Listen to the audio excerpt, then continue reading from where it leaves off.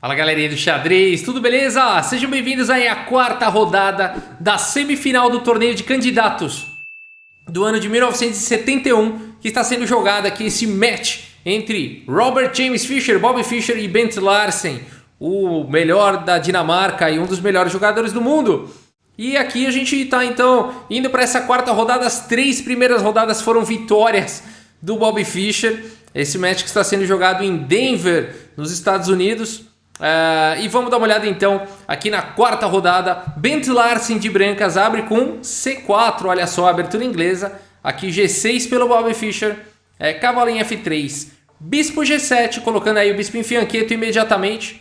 D4, cavalo em F6, cavalo C3 e aqui roque. Então o Bobby Fischer foi para essa estrutura de defesa índia do rei aí com as negras. O Bent Larsen agarra o centro agora com o lance E4, D6 normalmente, bispo em E2 e agora E5, né? Um lance importante aí, jogador de defesa índia do rei, né? O lance certo na hora certa, E5 indo em direção ao centro. Roque aqui pelo Bent Larsen e cavalo C6 agora pelo Bobby Fischer desenvolvendo. Provoca, sempre esse lance provoca o avanço D5, o cavalo vem para a segurança aqui em E7 e agora cavalo D2 aqui pelo Bent Larsen. E o Bobby Fischer já faz aí o lance C5, parando qualquer possibilidade de expansão do Bent Larsen na ala da dama. Torre B1, preparando o B4. E agora cavalo em E8, preparando o lance F5. Então seguindo aí os planos típicos de defesa índia do rei, né? Para que as negras partem para esse ataque na ala do rei e as brancas partem para o ataque na ala da dama. Então o Bent Larsen segue agora com B4, B6 protegendo, A4... E agora F5, né? Aqui o tema tá lançado aí no jogo. Vamos ver quem vai ser melhor sucedido aí. O ataque na ala da dama ou o ataque na ala do rei. Aqui A5 pelo Bent Larsen. E agora colocando o cavalo de volta no jogo com o cavalo em F6. Dama em A4, bispo D7 atacando a dama. A dama vem para A3 e agora bispo em H6 aqui pelo Bobby Fischer. Muito legal esse lance. Esse lance aqui é o que faz essa variante aí da Índia do Rei não ser mais jogada na maioria das vezes de brancas, porque as pretas conseguem aqui forçar em muitas linhas a troca desse bispo mal, né? Aqui as pretas ficam com esse bispo mal aqui com os peões nas casas escuras e esse lance bispo H6 permite as pretas se livrarem desse bispo a qualquer momento trocando peça. A partida seguiu com bispo em D3 e agora dama C7 sem pressa de trocar aquele bispo. B por C5, B por C5, E por F5, G por F5 e agora bispo aqui em C2. A6 pelo Bobby Fischer segurando aqui a casa de B5.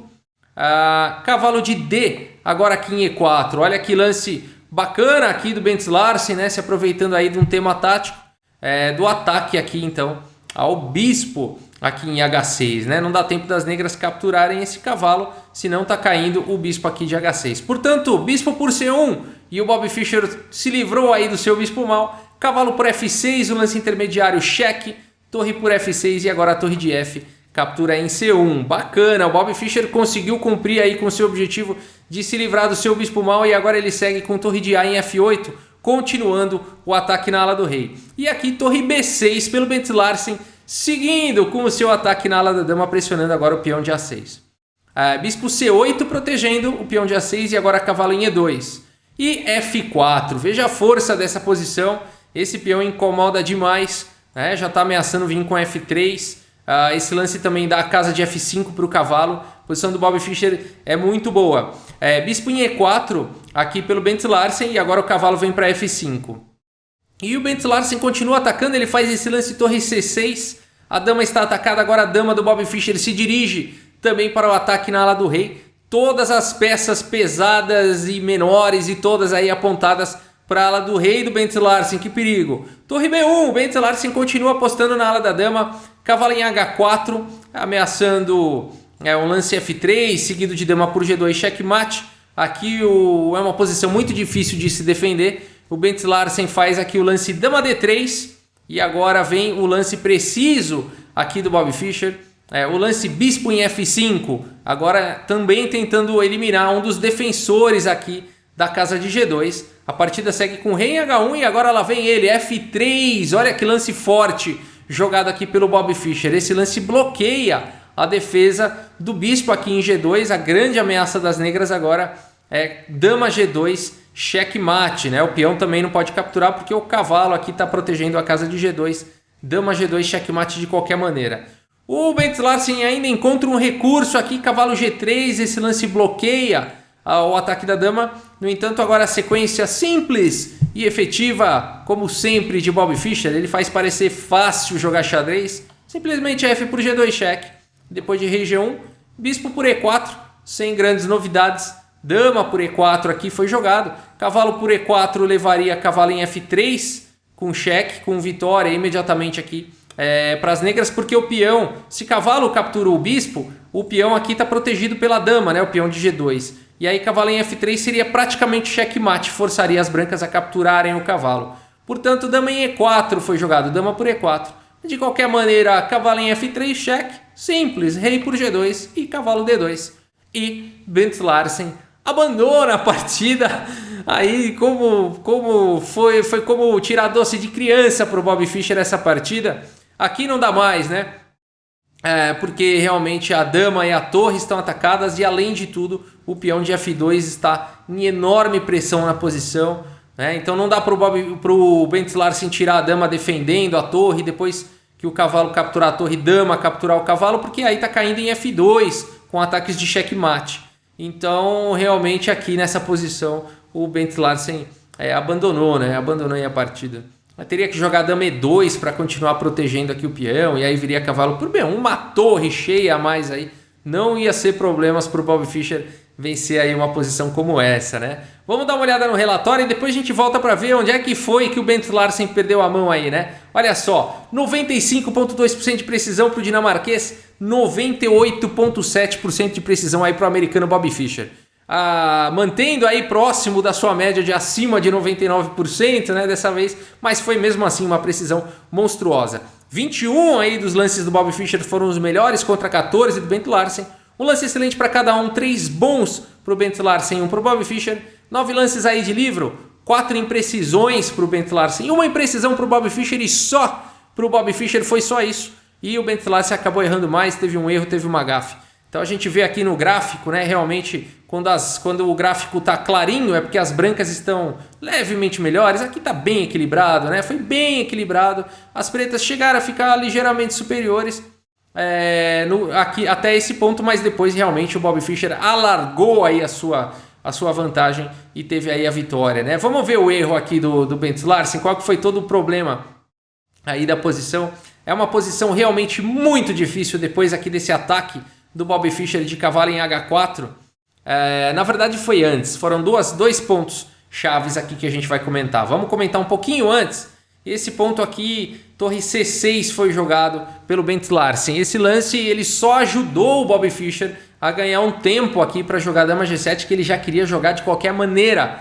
Então aqui fica uma lição importante para todos nós. Nunca ajude o seu adversário a ele fazer o que ele já quer, né? Torre C6 ajudou o Bobby Fischer. Aqui ele já teria que buscar um lance defensivo aqui, o Bent Larsen. Ele não deveria esperar o caos, ele já deveria se antecipar ao que está acontecendo e já se proteger. Aqui, por exemplo, um jogador do tipo Tigran Petrosian, eu acredito que encontraria aqui o lance que precisaria ser jogado, que seria o lance rei H1. Esse lance dá a casa de G1 para o cavalo, a dama deverá vir para D3 e depois ou para E2 e F1, e as brancas fazem uma fortalezinha e vão ter que se defender aqui, não dá mais para atacar, né? Então torre C6 teve uma ambição na hora errada, aqui não dá para continuar atacando, já tem que se defender, né? Então aqui depois de, por exemplo, rei H8 para dar a casa de G8 para a torre, poderia continuar com cavalo G1, dama G7, as pretas iam jogar esse lance de qualquer maneira, e aí sim dama D3, cavalo em H6, por exemplo, cavalo em F3, cavalo G4 para as pretas continuarem com ataque, estão ameaçando em F2, estão pressionando em H2, as brancas jogariam dama em E2 e estaria tudo seguro, né? Tá tudo bem. É claro que o Bobby Fischer ia continuar atacando aqui, né? Salta aos olhos aqui um lance como torre H6, né? E aí o Petrosian não, aí o Bent Larsen poderia seguir aqui com torre de 100 B1, aí sim, né? Com a ala do rei estabilizada, muito bem defendida, aí sim continuar com as suas ambições na ala da dama, né? E aqui se as pretas quisessem partir para um ataque de checkmate aqui com sacrifício, né? torre por H2, por exemplo, cavalo por H2 e dama H6, com ideias aqui de que o cavalo agora está cravado e não tem mais como defender o ponto de H2, aqui o Bent Larsen ainda teria o recurso dama por G4, entregando a dama aí por algumas peças, né? Depois de bispo por G4 e torre por A6, a gente teria um jogo perfeitamente jogável, muito difícil ainda para os dois lados, porque agora o Bent Larsen teria um peão passado na coluna A, né? Ele está com uma torre e um cavalo pela dama, não é pouco pela dama dele, e por conta do peão passado a gente teria um jogo bem equilibrado aí, bem interessante, com chances para os dois lados. Então o problema aqui, na verdade, para o Bent Larsen foi não ter se antecipado ao problema que estava por vir, né? E torre C6 acabou ajudando o adversário. Aqui realmente o lance rei H1, cavalo G1, essa ideia toda que a gente falou, seria mais preciso. E depois, né, essa foi a primeira chance que ele teve aí de tentar igualar. Aqui as pretas já estão melhores. No entanto, o lance dama D3, que foi o lance jogado, realmente trouxe aí problemas gravíssimos para a posição. Aqui uma ideia que poderia segurar um pouco mais seria sacrificar aqui a troca com torre por C8, eliminando aí um forte atacante. E depois de torre por C8, dama aqui em H3. Olha que interessante, né? Atacando o cavalo e atacando a torre.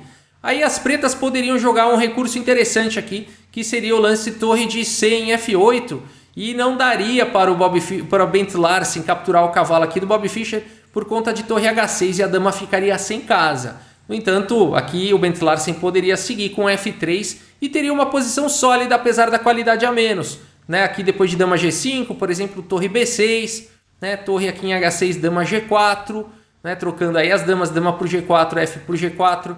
Aqui o Bobby Fischer provavelmente iria com uma ideia parecida, mais uma vez com F3, cavalo G3, cavalo por G2, né? Cavalo aqui em F5, e a gente sente aqui que as pretas estão melhores, né? Estaria realmente melhor para o Bobby Fischer, mas o Bent Larsen não estaria levando aí ataques de checkmate ou perdendo material de forma severa, né? Ele teria sacrificado a qualidade em troca de uma maior permanência no jogo, possibilidades de contra-ataque, peão passado aí na coluna A e tudo mais. Seria perfeitamente jogável uma posição como essa, claro, com uma pequena vantagem aí para as negras, né? Mas depois, então, ao invés de jogar aqui o lance que a gente sugeriu, torre por C8, depois de jogar dama D3, aí realmente o Bobby Fischer em poucos lances aí arrematou a partida. Coisa de mais 4 ou 5 lances aí. Vamos ver a finalização. Bispo F5, rei aqui em H1 já não dá mais, F3 ameaçando mate.